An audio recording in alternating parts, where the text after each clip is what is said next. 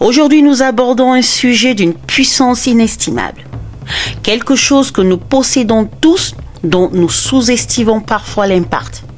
Le libre arbitre. Oui, nos ancêtres marchent avec nous. Nous avons des anges gardiens qui nous guident. Le Créateur nous a dotés de sagesse et notre armée céleste est toujours prête à nous protéger. Mais il y a une vérité fondamentale que nous ne pouvons ignorer. Nos choix façonnent notre destinée. Autant les forces divines nous soutiennent, autant les influences négatives rôdent prêtes à nous inciter à mal utiliser notre libre arbitre. Alors comment naviguer dans cette réalité ? Comment faire en sorte que notre libre arbitre soit un levier de succès et non un outil d'autodestruction ? C'est ce que nous allons explorer ensemble aujourd'hui, alors restez scotchés.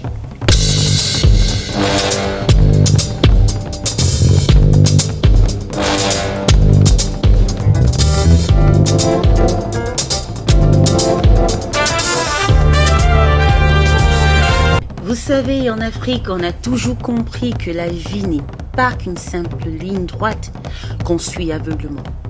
On naît, on grandit, on apprend et surtout, on choisit.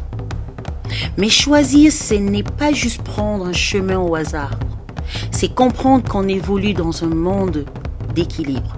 Un monde où chaque décision a ses conséquences, bonnes ou mauvaises.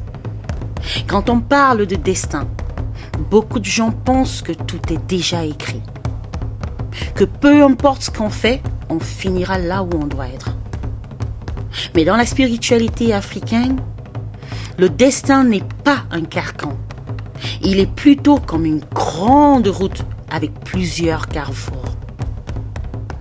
Chez les Yoruba, par exemple, on parle de Ori, qui signifie à la fois tête et destin personnel. Avant de naître, l'âme choisit son Ori devant Olodumare, le Créateur suprême. Mais attention, ce choix n'est pas une fatalité. C'est comme si tu décidais du grand livre de ta vie. Mais une fois sur terre, tu es libre d'en tourner les pages à ta manière. Il y a des chemins qui mènent à l'épanouissement et d'autres à la souffrance. Ton Ori est là pour te guider. Mais c'est toi qui dois écouter et agir en conséquence. C'est pareil dans la tradition bantoue, où on parle de Nzila, le chemin de vie. Nzila, ce n'est pas une autoroute sans sortie. C'est un fleuve avec plusieurs bras, plusieurs directions possibles. Certains courants sont plus doux, d'autres plus tumultueux. Tu dois choisir le chemin facile ou le chemin difficile, mais à chaque fois, il y a une leçon à apprendre. En Afrique, on croit beaucoup aux ancêtres. Oui, les ancêtres et les esprits. Mais là encore, ils ne sont pas là pour nous contrôler. Un ancêtre, c'est comme un vieux sage qui te parle à travers les rêves, les signes et même les épreuves de la vie. Il te conseille, il te montre la meilleure voie, mais il ne t'oblige à rien. C'est la même chose avec les esprits de la nature, les divinités, les forces invisibles. Elles sont là pour nous guider, pour nous avertir, mais jamais pour nous forcer. Un guérisseur, par exemple, peut recevoir un don des ancêtres, mais il peut choisir d'en faire bon usage ou de l'utiliser pour nuire. Un roi peut écouter les conseils des sages et gouverner avec justice, ou bien se laisser aller à la tyrannie. En fin de compte, les amis, ce qui est sacré, ce n'est pas juste le destin. C'est la responsabilité de l'homme face à son destin. Un des principes fondamentaux de la spiritualité africaine, c'est qu'il n'y a pas de choix sans conséquence. On peut appeler ça le karma, la justice divine ou même simplement la logique de la vie. Chez les Dogons du Mali, On croit que chaque action humaine laisse une empreinte dans l'univers. Si tu fais du bien, ton énergie reste positive. Et tôt ou tard, elle reviendra vers toi.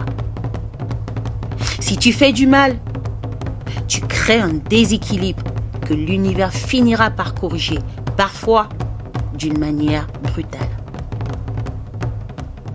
Les initiés de beaucoup de traditions disent souvent « l'univers ne punit pas, il rétablit tout simplement l'ordre ».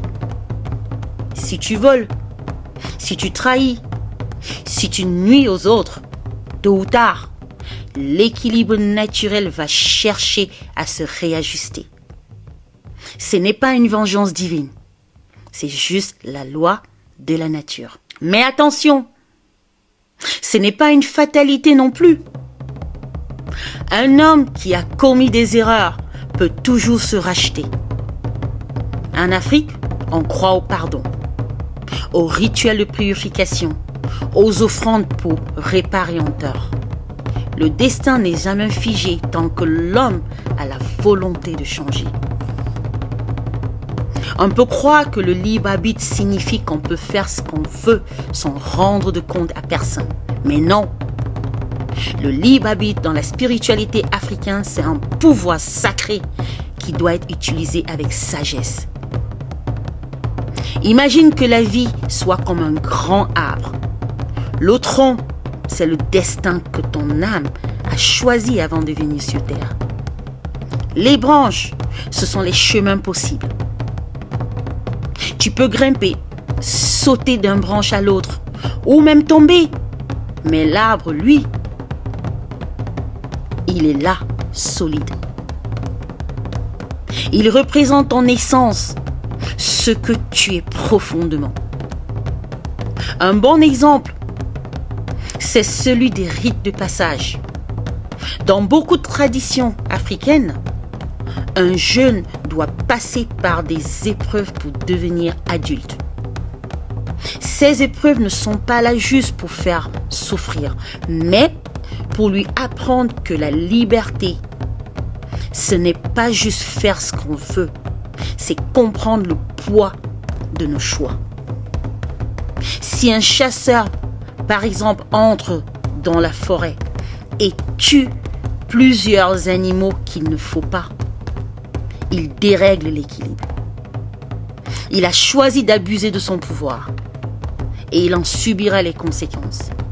Si un homme ment et manipule, il peut peut-être réussir un temps, mais tôt ou tard, la vérité se retournera contre lui. Au final, la spiritualité africaine ne dit jamais que tout est écrit à l'avance, ni que l'homme est complètement libre sans attache. Elle enseigne plutôt une vérité profonde. On a tous un chemin, mais c'est à nous de choisir comment le marcher. Tu peux écouter les conseils des ancêtres, suivre les signes de l'univers, ou alors faire la sourde oreille et avancer tête baissée.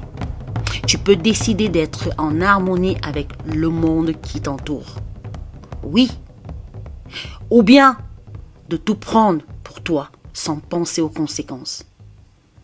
Mais à la fin, ce sont tes choix qui définissent ton destin. Votre libre arbitre est votre atout le plus puissant, est votre cadeau sacré. Par contre, c'est aussi la plus grande responsabilité. Alors, que décides-tu d'en faire? En Afrique, nous sommes profondément spirituels. Nous savons que la vie ne se résume pas au monde physique. C'est une arène où chaque jour, nous devons faire des choix. Deux chemins s'ouvrent à nous.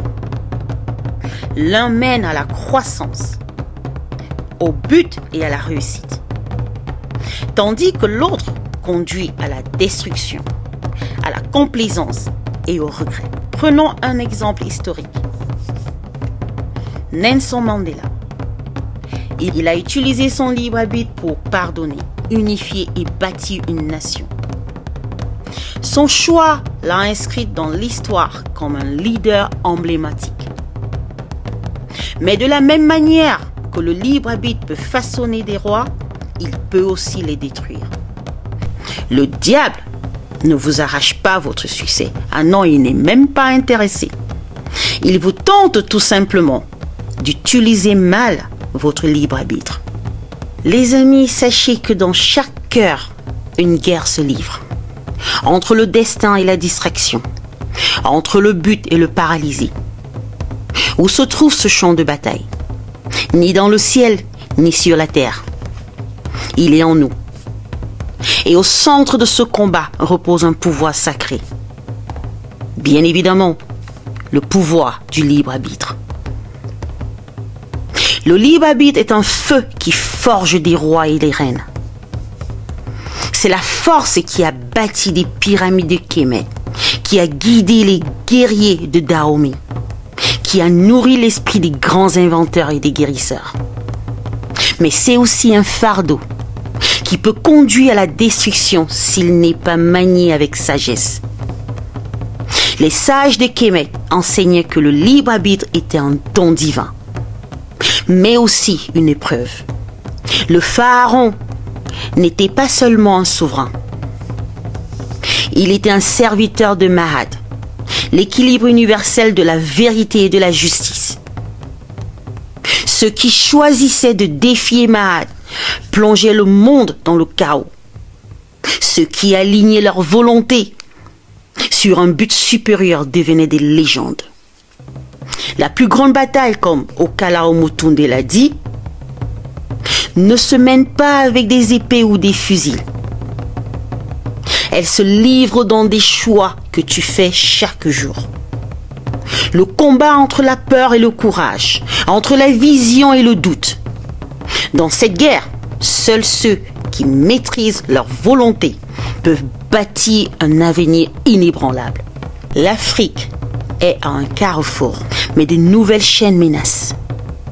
Celle de l'esclavage mental, du doute de soi, de la perte d'identité. La bataille du libre arbitre est bien vivante.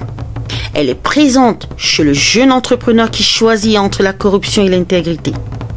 Chez l'artiste qui décide d'exprimer la vérité ou de se conformer. Chez le leader qui hésite entre l'intérêt personnel et la prospérité du peuple. J'aime bien cette citation de Wangari Maathai, activiste kenyan, qui dit « On ne peut pas asservir un esprit qui se connaît, qui se valorise et qui se comprend. » Alors, toutes les grandes réussites commencent par un choix. Les leaders, les entrepreneurs, les créatifs qui transforment l'Afrique aujourd'hui ne sont pas ceux qui attendent la permission.